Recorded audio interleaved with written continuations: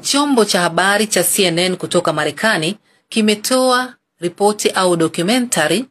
yenye ushahidi unaothibitisha kwamba maafisa wa polisi wa Tanzania ndio waliohusika na mauaji ya waandamanaji nchini Tanzania katika maandamano yaliyoshuhudiwa wakati na baada ya uchaguzi wa Oktoba 29. Katika makala hiyo ya uchunguzi imeandaliwa na mwanahabari wa CNN Larry Madowo, na kulingana na CNN wao wamefanya uchunguzi kwa kuhusisha vyanzo vya upelelezi pamoja na kuwahoji zaidi ya Watanzania ambao ni mashahidi walioshuhudia ukatili uliokuwa unafanyika wakati wa maandamano hayo. CNN kwenye uchunguzi huo imekagua kanda za video pamoja na picha walizotumiwa na mashahidi kwa kutumia teknolojia maalum, na wamebaini kwamba picha na kanda za video walizotumiwa ni video za matukio halisia wala hazijatengenezwa na teknolojia ya akili mnemba au AI. Katika upelelezi huo, CNN wamewahoji mashahidi zaidi ya 100 wa Tanzania ambao wameweza kutoa ushahidi wao wa kina kuhusiana na ukatili ulioshuhudiwa. CNN vile vile imeweza kukagua video na picha za matukio yaliyoshuhudiwa maeneo tofauti ya Tanzania ikiwemo Arusha, Mwanza pamoja na Dar es Salaam, ambapo CNN katika uchunguzi huo umehusisha kukagua mienendo ya maafisa wa polisi pamoja na mienendo ya waandamanaji katika matukio hayo,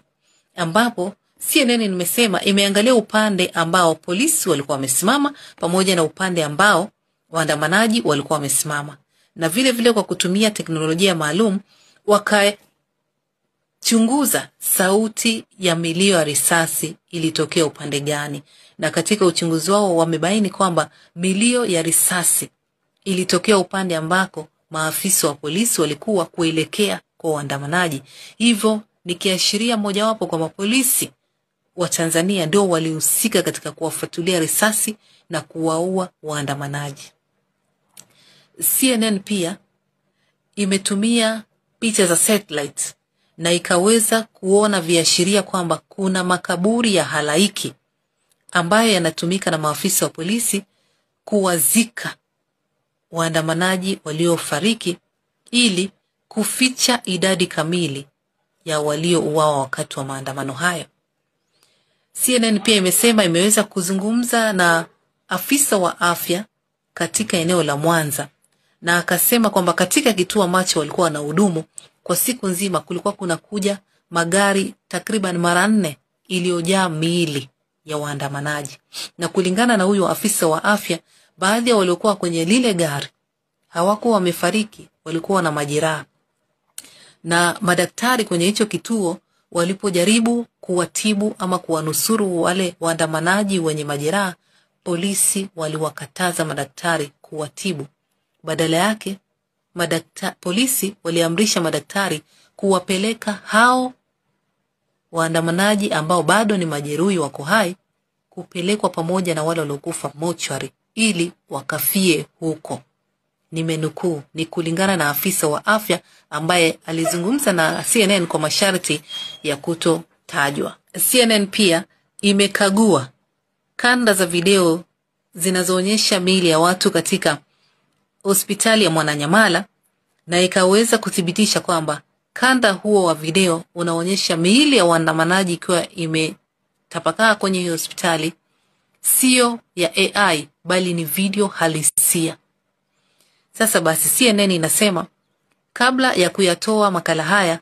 ilijaribu kutafuta upande wa serikali ya Tanzania ili kutoa kauli yake kuhusiana na ukatili huu uliofanywa wakati wa maandamano hayo,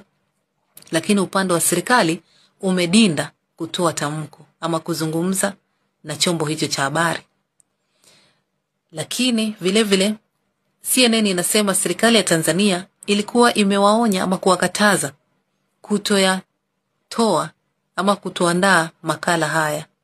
kuhusiana na ukatili uliofanywa nchini Tanzania, ingawa CNN imeyatoa makala hayo. Sasa serikali ya Tanzania baada ya makala hayo kuchapishwa imetoa tamko, kwa kusema kwamba imeiona documentary hiyo, imeitazama na sasa inapitia matukio yote yaliyoorodheshwa kwenye makala hayo na itahakiki, na baada ya kuhakiki basi itatoa taarifa rasmi ama tamko rasmi kama serikali ya Tanzania.